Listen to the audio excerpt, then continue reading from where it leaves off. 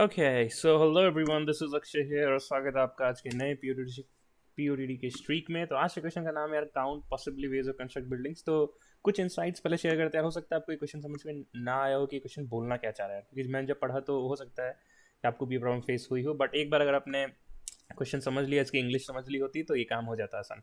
Before starting our question today, कुछ बातें यार कि हम अपने चैनल पे दो चीज़ें मेंटेन करते हैं। एक तो POTD problem of the day solve करते हैं ताकि हमारी कंसिस्टेंसी मेंटेन रहे, हम किसी भी दिन चूके ना एटलीस्ट एक क्वेश्चन सॉल्व करने में।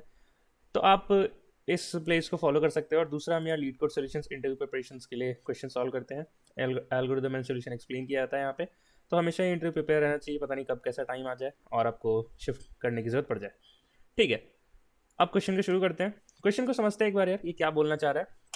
तो इनका कहना ये है कि आपके पास एक रोड है, राइट। आपके पास लेट्स से रोड है, ठीक है।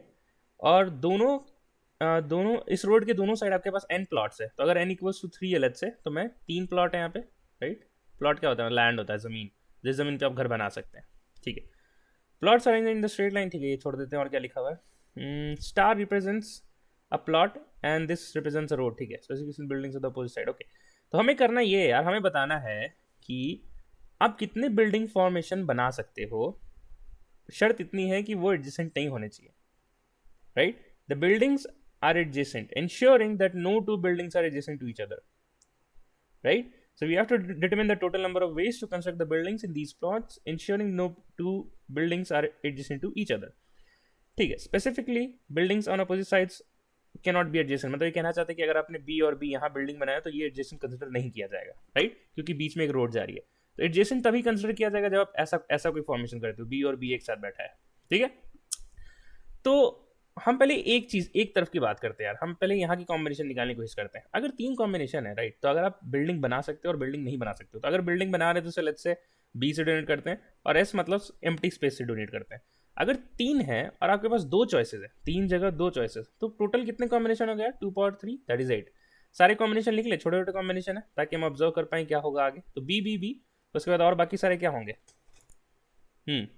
और आप क्या कह सकते हो कि हम 2 बिल्डिंग बनाया, हमने एक स्पेस खुला छोड़ दिया, ठीक है। फिर हमने क्या किया कि एक बिल्डिंग बनाया, दोनों स्पेस खुले छोड़ दिए। फिर और क्या पॉसिबिलिटी, सारे पॉसिबिलिटी एक बार लिख लेते हैं यार। फिर हमारा हो जाएगा let's say B S B. फिर क्या हो सकता है हमारा? S B B, S B B and क्या हो सकता है? S B S. फिर हमारा होगा एस एस बी। मैंने लिख रखा है यार, मैं एक बार लिख देता हूँ सारे के सारे, एस एस एस, ठीक है। यही होगी हमारे 8 पॉसिबिलिटीज, 1 2 3 4 5 6 7 एंड 8, ठीक है। अब मेरे में से देखो कौन सा वैलिड है। अगर 2 एडजेसेंट भी एक साथ हैं तो पॉसिबल नहीं है, तो ये पॉसिबल नहीं है, ये भी पॉसिबल नहीं है, 2 भी एक साथ हैं। बी और बाकी एम्प्टी स्पेसेस, मतलब इस बी के एडजेसेंट कोई भी नहीं, तो ये वैलिड है, ये भी वैलिड है। सिमिलरली ये वैलिड नहीं क्योंकि ये एडजेसेंट हो गया, ये वैलिड है। उसके बाद ये भी वैलिड है और ये भी वैलिड। ये क्यों वैलिड है? किसी क्वेश्चन ने कहा यार कि आपकी अब दोनों जगह आप देख छोड़ सकते हो एम्प्टी, और वो भी एक वैलिड कॉम्बिनेशन में काउंट होगा, ठीक है। तो क्या मैं कह सकता हूँ कि अगर n इक्वल्स टू 3 है तो एक साइड के लिए जो कॉम्बिनेशन है उसकी टोटल कॉम्बिनेशन क्या हो जाएगी? 5, राइट। अब एक बात समझो यार, आपने वो मैथ्स में परम्यूटेशन पढ़ा था कि लेट्स से हम यहाँ खड़े हैं और हमें यहाँ जाना है, ठीक है। बीच में रोड्स बहुत सारे डिवाइड हो रहे हैं। लेट्स से ये ए है, ये बी है, हमें ए से बी जाना है। ये एक रोड है और ये यहाँ से यहाँ तक जाने के लिए 2 रोड है हमारे पास, ठीक है। और यहाँ से यहाँ तक जाने के लिए हमारे पास लेट्स से 3 रोड है, राइट। तो अगर मैं कहूँ 1 2 3, मतलब है ना, ए से लेट्स से कैप स्मॉल ए तक जाने के लिए 1, स्मॉल बी तक इतना और बी से कैपिटल बी इतना। तो मैं कहूँ कि अगर कोई बंदा ए से बी तक जाना चाहता है उसके पास कितने पॉसिबल पाथ हैं, तो मैं क्या कहूँगा 1 इंटू 2 इंटू 3, उसके पास 6 पाथ है। मैं मतलब आंख बंद करके इतना मल्टीप्लाई करके आंसर रिटर्न करा दूंगा। अगर आप मैनुअली भी वेरीफाई करना चाहते हैं तो वेरीफाई कर लो, 6 ही आएगा, राइट। तो ठीक है, तो इसी चीज़ को ध्यान में रखते हुए अगर मैं कहूँ कि मेरे को पता है n इक्वल्स टू 3 के लिए 5 सही कॉम्बिनेशन है, राइट। तो सिमिलरली इस साइड भी n इक्वल्स टू 3 के लिए 5 सही कॉम्बिनेशन होंगे, राइट। तो क्या मैं कह सकता हूँ कि ये जो टोटल कॉम्बिनेशन होगा वो 5 इंटू 5 होगा, क्योंकि इस 5 के लिए इसके हर एक, ये जो 5 है इसमें 1 2 3 4 5 आंसर है, तो हर एक आंसर के लिए 5 का कॉम्बिनेशन होगा, राइट। तो टोटल आंसर मैं कह सकता हूँ कि 25 होगा। आई होप आपको बात समझ में आ रही है, और यही रीजन है कि यहाँ पे 3 इक्वल्स के लिए 25 आंसर दे रखा है, ठीक है। तो ठीक है यार, अब थोड़ा सा इसको जनरलाइज करने की कोशिश करते हैं यार। हमने एन इक्वल्स टू 3 के लिए देख लिया, हम इसको एन इक्वल्स टू 1 और 2 के लिए देखते हैं, शायद हमें कुछ दिख जाए। तो अगर एन इक्वल्स टू 1 है, राइट, एक ही प्लॉट है, मतलब ये रोड है और इधर भी प्लॉट है, तो हमें बस सिर्फ एक के लिए फाइंड करना है, उसके बाद हम स्टार करके इसका टोटल आंसर निकाल लेंगे। तो अगर एक प्लॉट है तो या तो मैं बिल्डिंग बना सकता हूँ या तो मैं बिल्डिंग नहीं बनाऊंगा। तो आंसर कितना हो गया 2, और इसका टोटल आंसर क्या हो गया, let's say total answer 2 star 2 4 हो गया। ठीक है। सिमिलरली अगर हमारे पास ये कौन सा केस था, n इक्वल्स टू 1 था। अगर n इक्वल्स टू 2 है राइट, तो हमारे पास दो प्लॉट है। तो अगर मैं क्या इसके क्या कॉम्बिनेशन होंगे, B B B S and then let's say S B and then S S. Adjacent allowed नहीं है, ये अलाउड नहीं होगा, ये अलाउड अलाउड अलाउड। तो टोटल कॉम्बिनेशन अलाउड कितने हो गए, 3 फॉर वन साइड। तो टोटल साइड के लिए, दोनों साइड के लिए क्या होगा, 3 इंटू 3 9।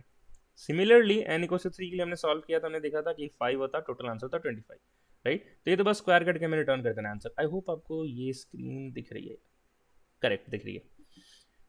अब क्या आप ऑब्जर्व कर पा रहे हो, क्या आप कुछ देख पा रहे हो? अब तक तो दिख जाना चाहिए यार। ये 2 है, ये 3 है, ये 5 है। n इक्वल्स टू 4 के लिए अगर आप ड्राई रन किया होता आपने तो आपको यहाँ पे मिलता 8। अब तो दिख ही जाएगा क्या है ये कौन सी सीरीज है। This is Fibonacci series. मैं यहाँ लिख देता हूँ, एक सेकेंड मैं स्क्रीन थोड़ा छोटा कर लूँ। तो this is nothing but Fibonacci series, FIBONAACI। तो हमारा क्वेश्चन जो है पूरा बॉइल डन हो चुका है कि फिबोनाची कैसे निकालते हैं। तो इसके लिए आप क्या कर सकते हो, एक क्रोम का टैब खोलो, उस पर लिखो nth फिबोनाची और मेरा नाम लिख दो उस पर। तो आपको पहला वीडियो मिल जाएगा, आप इस वीडियो को खोलो राइट। जितने भी अप्रोचेज होते हैं फिबोनाची के यहाँ पे एक्सप्लेन कर दिए गए हैं। रिकर्जन से एक 2 पावर n से होता है, एक डीपी टैबुलेशन लगाओगे तो O ऑफ n में हो जाएगा। और एक थर्ड अप्रोच भी है जो मैं आपको समझाऊंगा, एक ग्लिम्स दूंगा। फोर्थ अप्रोच भी एक लॉगिन जो आप यहाँ से देख लेना राइट, वो बाइनरी मैट्रिक्स एक्सपोनेंशियल सॉल्व होता है। तो अगर इसकी एक्सपेक्टेड देखें, वापस से क्वेश्चन पे चलते हैं। एक्सपेक्टेड यहाँ पे O of n and O of n है, हम फिर भी O ऑफ n और O ऑफ 1 में करेंगे राइट। ठीक है, अगेन आपकी जितनी श्रद्धा, आपको सारे अप्रोचेस देखने हैं तो डेफिनेटली इस वीडियो पे जाना, जैसे मैंने बताया सर्च कर लो आपको मिल जाएगा। तो मैं आपको एक बता देता हूँ कि हम कौन सा कोड लिखने वाले राइट।